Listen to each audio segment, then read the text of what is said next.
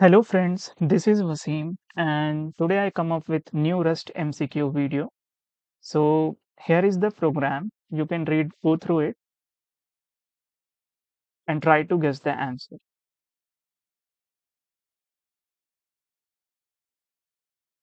Now let's discuss the answer. So if you are thinking that it will be error, no, it will be not an error because we have mentioned the mute keyword. So mute keyword makes variable mutable, so we can reassign it. So let's uh, try to solve this problem. So if you see x was 10, so it will be 10 plus 1 will be, which will be 11. 11 will be assigned to this x. And now here in line number 5, x is 11 and 11 into 2 will be 22 and that 22 will be assigned back.